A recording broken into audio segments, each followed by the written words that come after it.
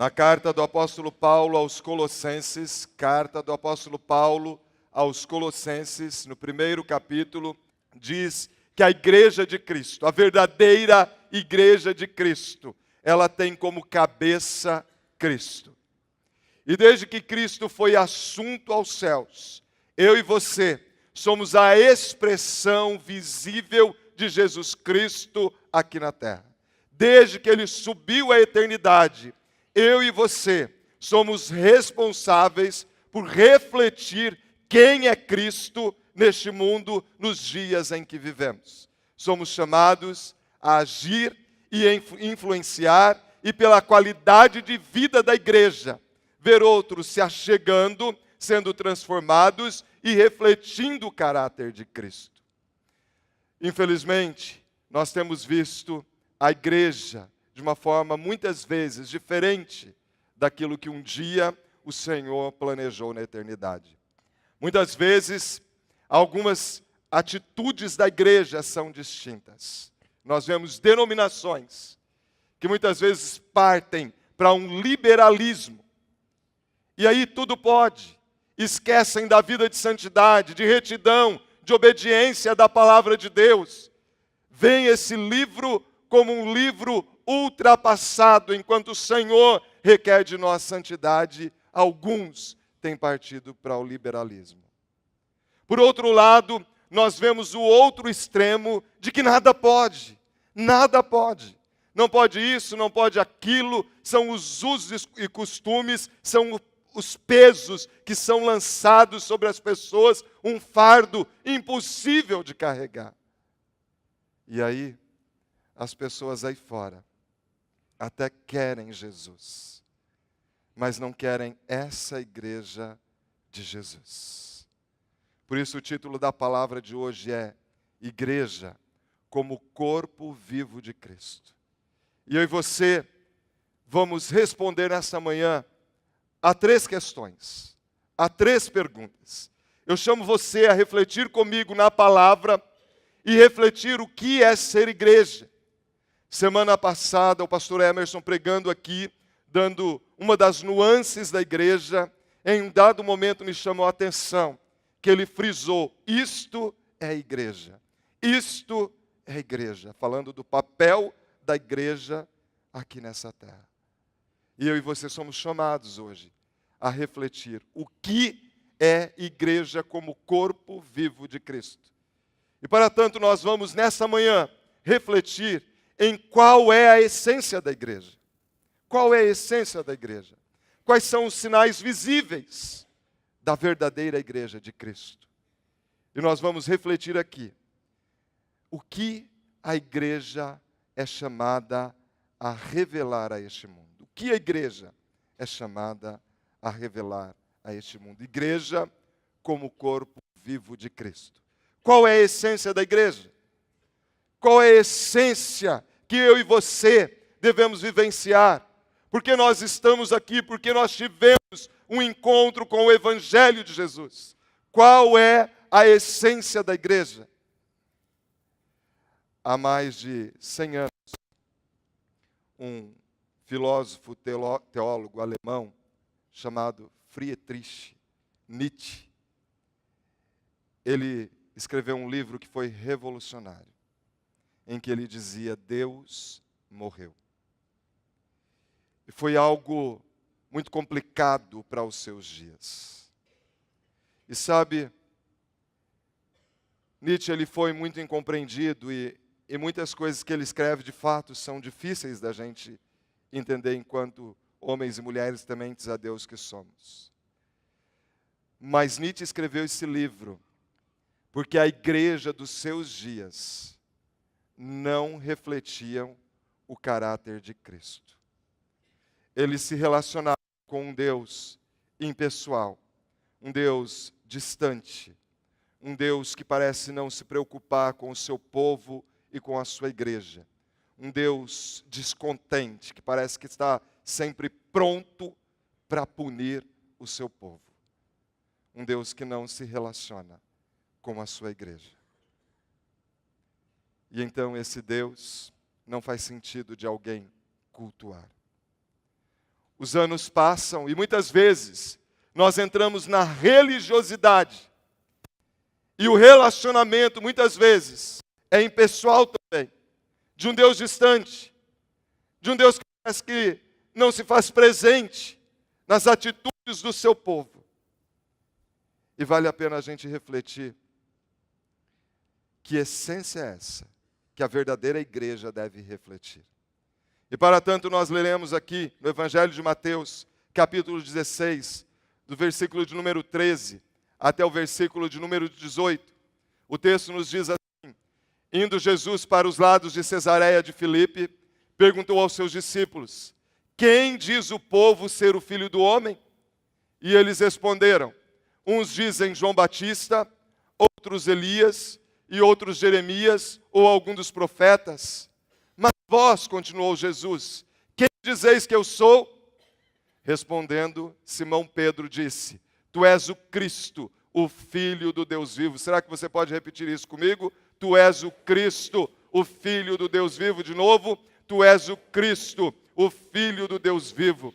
Então Jesus lhe afirmou: bem-aventurado és, Simão Barjonas, porque não foi carne e sangue que tu revelaram, mas meu Pai que está nos céus. Também eu te digo que tu és Pedro, ou seja, o teu nome significa pedra, não é? Sobre esta pedra edificarei a minha igreja, e as portas do inferno não prevalecerão contra ela. Dar-te-ei as chaves do reino dos céus. O que ligares na terra terá sido ligado nos céus, e o que desligares na terra terá sido desligado nos céus. Então advertiu os discípulos de que a ninguém dissessem ser ele o Cristo. Preste atenção.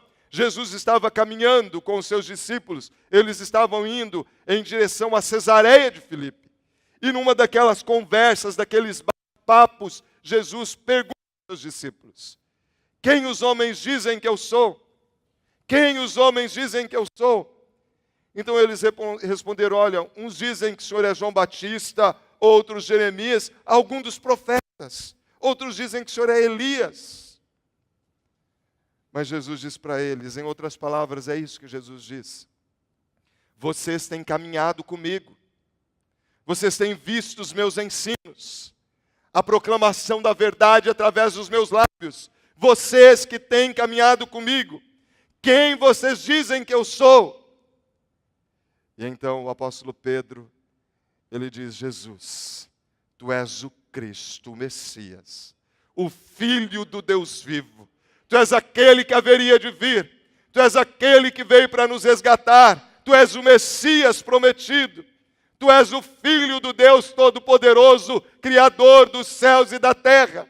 E Jesus vira para Pedro e diz: Pedro, o que você disse não veio de você, não é humano, não é carne e sangue que revelaram. O que você está dizendo, Pedro, é sobrenatural, veio dos céus, é espiritual. Você está compreendendo que eu sou o alicerce da igreja, eu sou a rocha, o teu nome significa pedra, e sobre esta verdade que você acabou de dizer, é que eu edificarei a minha igreja.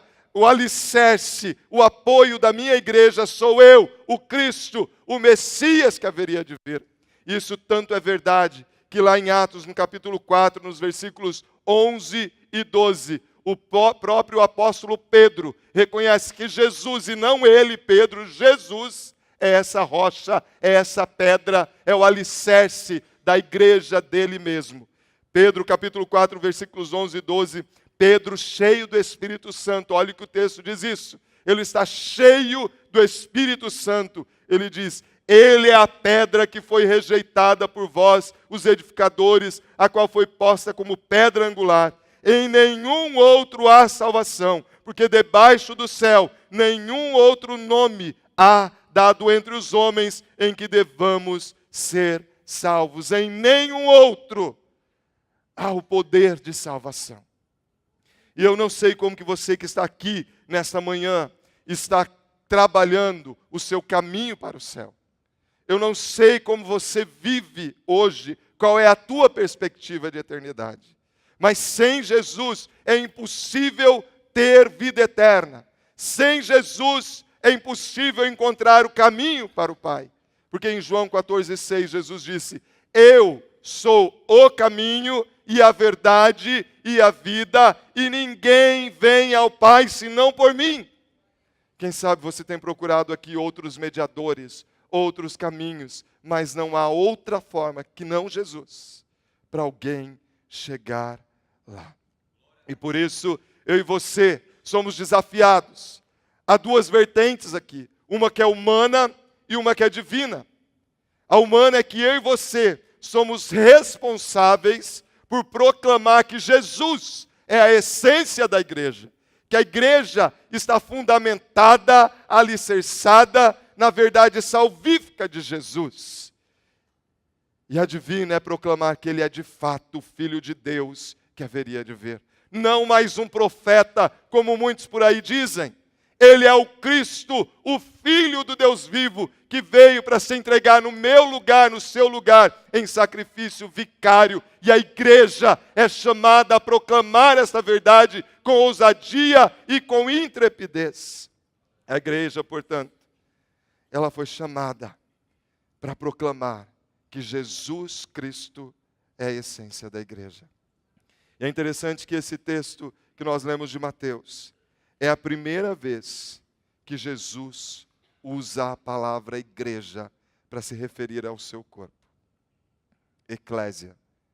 E ele toma do vocabulário corrente da época uma palavra para se referir ao seu povo. A igreja, ou eclésia, era um ajuntamento de pessoas.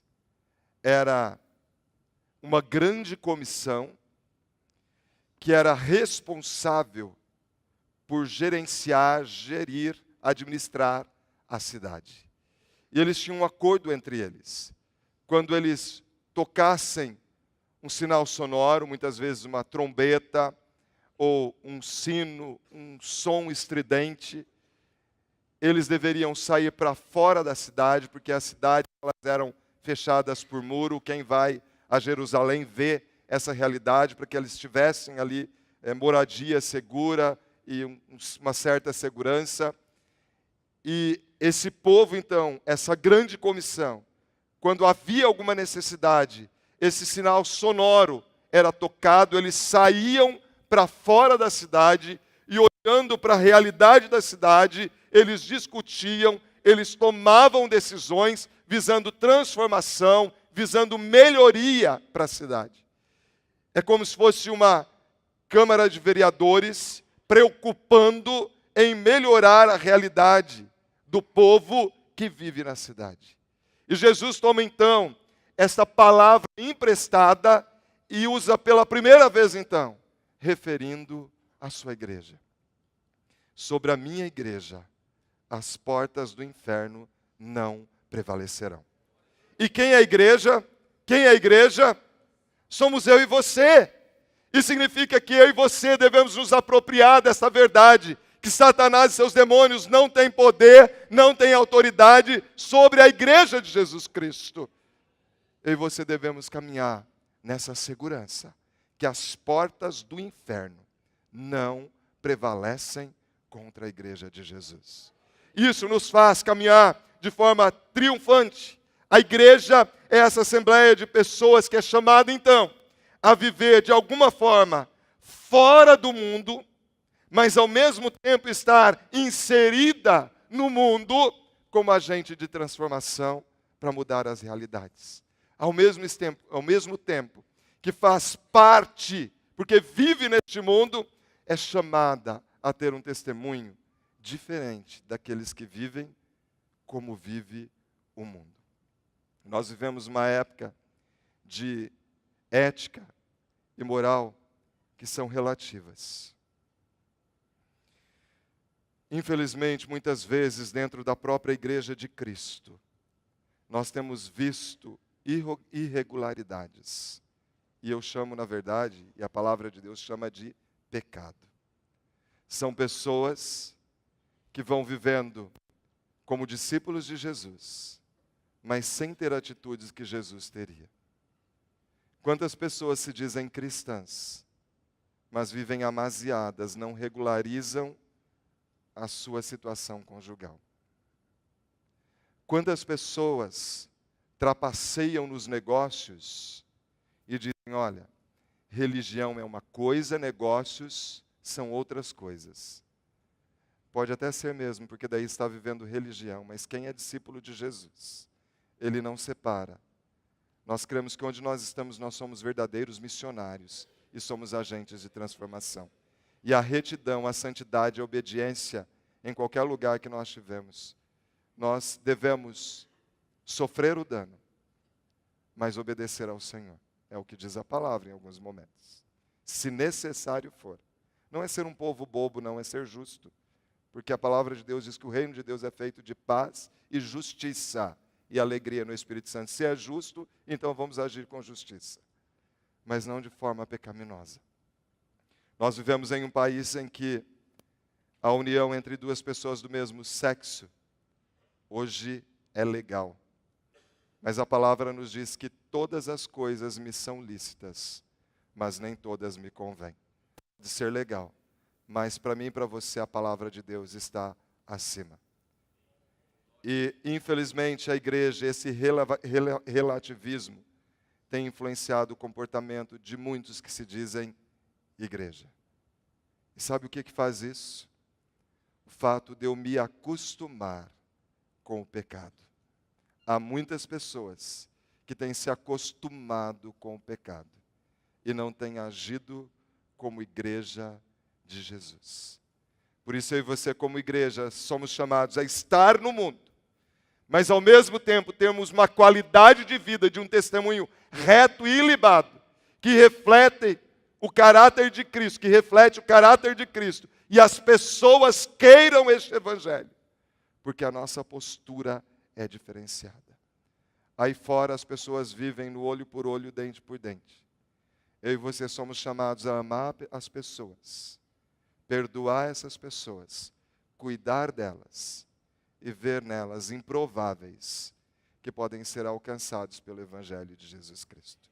E essa é a essência da igreja, estarmos alicerçados nos princípios e na verdade de Jesus. Ele é o alicerce da igreja. Mas a segunda pergunta que nós vamos responder aqui é quais são os sinais visíveis da verdadeira igreja. E para tanto nós leremos no Evangelho de João, capítulo 8, versículos 31 e 32, e depois o versículo 47.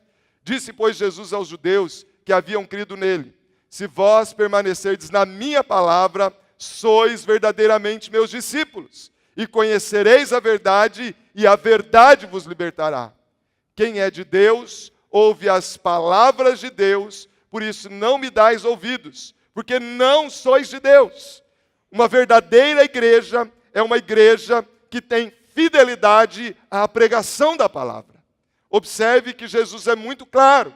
Os meus discípulos, eles obedecem à minha palavra. E conhecereis a verdade, que é a palavra, que é Jesus, e a verdade liberta da prática pecaminosa, dos maus caminhos, dos caminhos errantes, e nos transforma em uma nova criatura que é transformada pelo Evangelho de Jesus. Experimentamos o novo nascimento e refletimos o caráter de Cristo no nosso dia a dia. Cristo é a cabeça, está no céu, e nós o corpo. E Cristo se torna conhecido então por nós, quando nós vivemos em obediência à palavra. Uma das centralidades da reforma protestante foi a palavra. A palavra.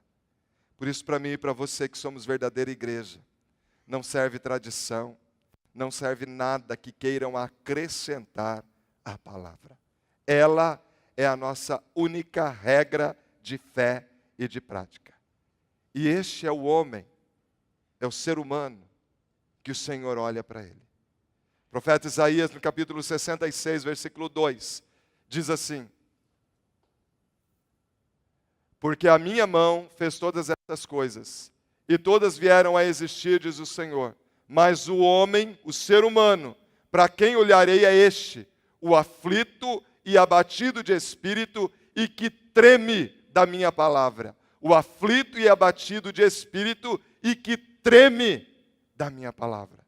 É gente que tem zelo, que tem consideração, que tem respeito pela palavra de Deus.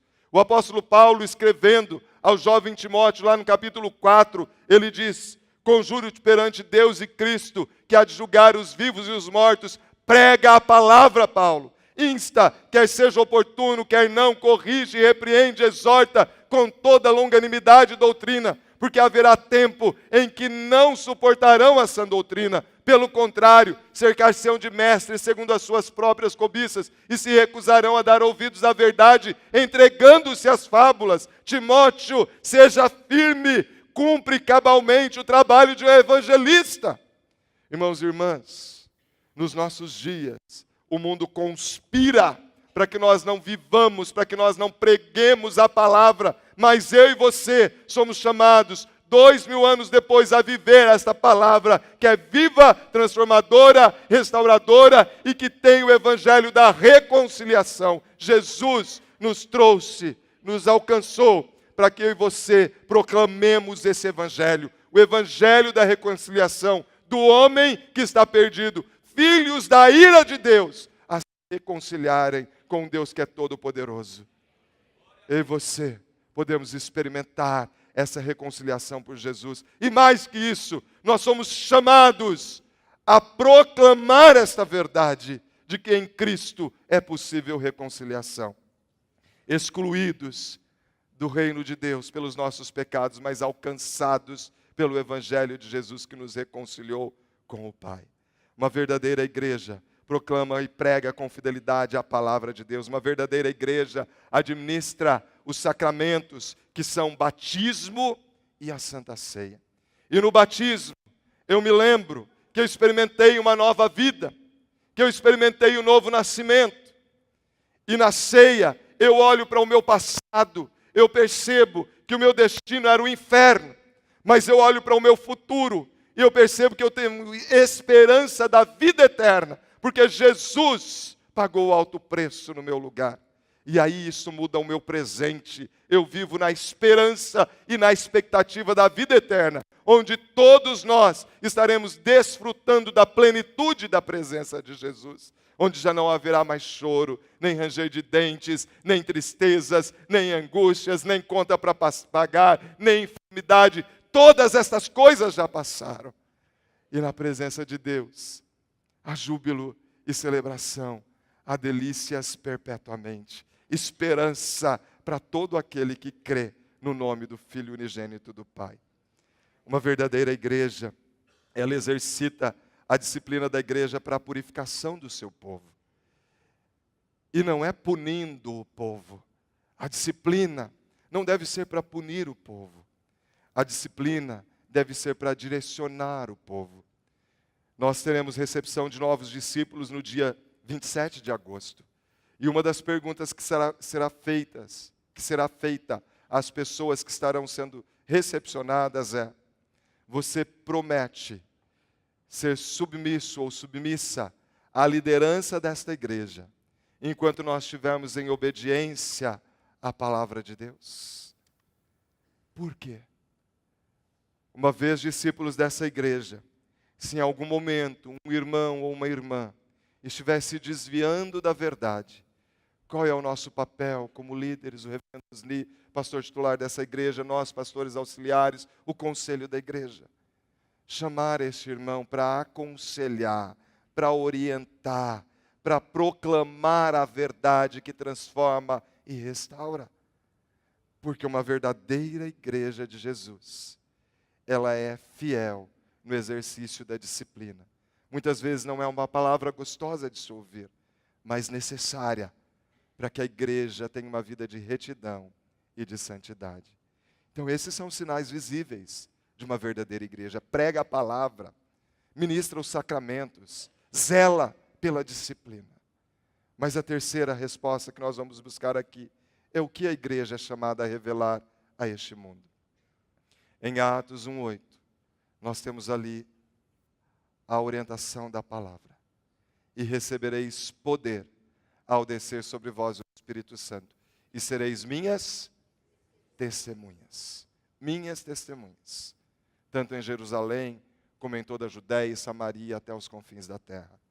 A igreja é chamada a ser testemunha de Cristo. E a palavra que é traduzida da língua grega ali é martiria.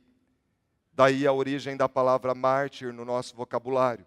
E que muitos pensam em Marte naquele que morreu por uma causa. Mas, na verdade, o sentido dessa palavra é de pessoas que vivem por uma causa. E lutam por ela, a ponto de correr risco de morte, ir até a morte, mas viver por uma causa. Viver por proclamar esta verdade, essa essência, que só há um caminho para chegar a Deus, que os princípios que regem a igreja de Cristo são os princípios da verdade de Jesus, que transforma, que restaura, que direciona. E é assim que eu e você devemos então viver. Viver apaixonados por Jesus, refletindo o caráter de Cristo. Viver por essa causa. Nós estamos no nosso trabalho secular, mas lá entendendo que somos verdadeiros missionários. E por isso, apaixonados por Jesus, nós queremos cada vez mais ver vidas sendo tiradas das trevas e trazidas para o reino do Filho do seu amor. Por isso que daqui a pouco nós teremos a nossa campanha Aliança de Milagres, onde você, como igreja, é chamado para influenciar esta cidade, os nossos amigos, as pessoas com quem nós convivemos, para que elas possam ter esse caminho de acesso ao Pai, Jesus Cristo. E aí nós vamos expandindo, e os 5% de Londrina é uma primeira etapa, porque nós cremos que Londrina inteira pode ser alcançada por um povo apaixonado pelo Evangelho de Jesus. Eu e você somos chamados a usar a nossa capacitação sobrenatural dada por Deus, que são os dons, de acordo com 1 Coríntios 12, 28, diz assim: a uns estabeleceu Deus na igreja, primeiramente apóstolos, em segundo lugar profetas, em terceiro lugar mestres, depois operadores de milagres, depois dons de curar, socorros, governos, variedades de línguas. Eu e você temos aqui, nós somos essa igreja. Em algum momento você se encaixa aqui nos dons que o Espírito Santo de Deus deu a mim e a você. E nós usamos no corpo vivo de Cristo os nossos dons para que pessoas possam ser alcançadas, transformadas, restauradas pelo Evangelho de Jesus. E é isso que Deus tem feito. E sabe de uma coisa que me chama muita atenção? É o que diz Efésios capítulo 3. Diz que Deus nos dá essa capacitação sobrenatural e diz assim: para que pela igreja a multiforme sabedoria de Deus se torne conhecida agora dos principados e potestades nos lugares celestiais. Esse texto para mim é um texto extremamente intrigante, porque diz que principados e potestades vão perceber esse agir da igreja. Há muitas pessoas que parece, humanamente falando, impossíveis de receber a Jesus como Salvador. Há pessoas aí fora que parece que é impossível nós vemos um dia essas pessoas servindo e adorando ao Rei Jesus. São os improváveis. Mas o Evangelho de Jesus, ele é martelo, a palavra do Senhor é martelo que esmiuça a penha, o coração de pedra. E quando eu e você proclamamos, mesmo que aparentemente sejam pessoas extremamente difíceis, o Evangelho de Jesus transforma o caráter dessas pessoas. E aí aquelas pessoas que principados e potestades achavam que já eram dele, totalmente deles, elas se rendem ao senhorio e à majestade de Jesus Cristo. A sua vida é transformada. Isso confunde até o império das trevas. Já pensou nisso? Por isso que o texto diz: para que a igreja, a multiforme sabedoria de Deus, se torne conhecida agora de principados e potestades. Principados e potestades. A sabedoria de Deus se manifesta através da igreja, trazendo transformação e restauração. E eu e você somos chamados, então, a viver um relacionamento íntimo com o noivo da igreja, Jesus Cristo. Efésios, no capítulo 5, versículos 25 a 27, Jesus, ele apropria do próprio relacionamento dele com a sua igreja. E ele diz que o relacionamento de um marido com mulher deve ser desse jeito, a ponto de se entregar de forma sacrificial para que o outro seja transformado. Isso significa que o meu e o seu relacionamento com Jesus deve ser um relacionamento apaixonado. Um relacionamento apaixonado. Por isso, nós vamos encerrando por aqui, compreendendo nesta manhã que a essência da igreja, o alicerce da igreja, a verdade da igreja é Jesus. Uma verdadeira igreja proclama e vive a palavra, buscando santidade. Uma verdadeira igreja, ela preza por batizar pessoas, por levar essas pessoas a viverem a comunhão na Eucaristia, na ceia.